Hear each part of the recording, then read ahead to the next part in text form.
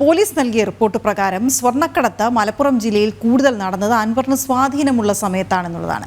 സ്വർണം പോലീസ് പിടികൂടാൻ തുടങ്ങിയതോടെയാണ് അൻവർ രംഗത്ത് വന്നത് എന്ന വാദത്തിന് ഇത് കൂടുതൽ ശക്തി പകരുകയാണ്. ആനന്ദ് പുത്തൂർ വിവരങ്ങളുമായി ചേരുകയാണ്. ആനന്ദ്, ഇത് യാഥാർത്ഥ്യമല്ലേ? അങ്ങനെ ഒരു പോലീസ് റിപ്പോർട്ട് വരുമ്പോൾ ആ സ്വർണ്ണക്കടത്തുമായി ബന്ധപ്പെട്ട് ആർക്കൊക്കെ എപ്പോഴൊക്കെ ഇടപെടാൻ കഴിഞ്ഞിട്ടുണ്ട്, സ്വാധീനം ചെലുത്തിയിട്ടുണ്ട് എന്നുള്ളതൊക്കെ വ്യക്തമാവുകയല്ലേ?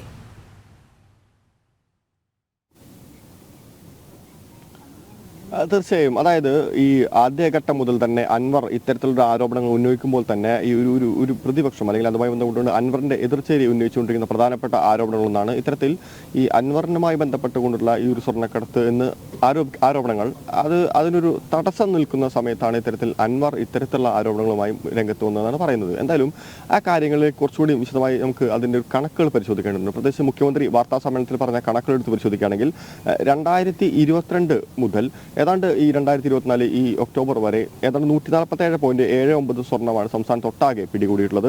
ഇതിൽ മലപ്പുറം ജില്ലയിൽ മാത്രം പിടിച്ചത് ഏതാണ്ട് 124.47 കിലോ സ്വർണ്ണമാണ്. അതുപോലെ തന്നെ 2020 മുതൽ ഇങ്ങോട്ടുള്ള ഹവാല പണം സംസ്ഥാനത്തൊട്ടാകെ ഏതാണ്ട് 122.5 കോടി രൂപയുടെ ഹവാല പണമാണ് പിടിച്ചിട്ടുള്ളത്.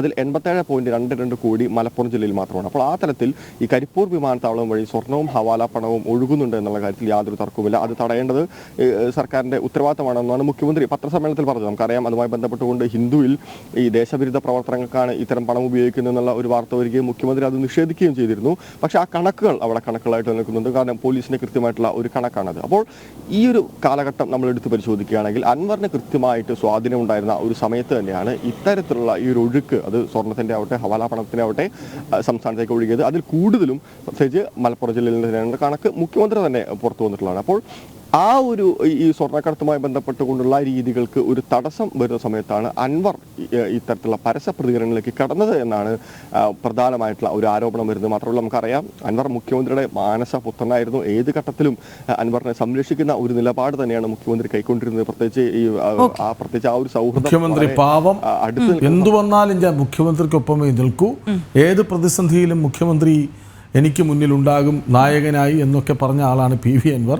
ആ പി വി അൻവറിന് തന്നെ മുഖത്ത് നോക്കി പറയേണ്ടി വന്നു, നിങ്ങൾ ശരിയായ വഴിയിലല്ല സഞ്ചരിക്കുന്നത്, നിങ്ങളല്ല നിങ്ങളെ നയിക്കുന്നത്, CPM അല്ല നിങ്ങളെ നയിക്കുന്നത്, നിങ്ങൾ വലിയ സൂര്യൻ എന്നൊക്കെ പറഞ്ഞു കെട്ടുപോയി ആ സൂര്യൻ എന്ന് പറയേണ്ട അവസ്ഥയിലേക്കൊന്നും വിവരങ്ങൾ നൽകുകയായിരുന്നു ആനന്ദ്.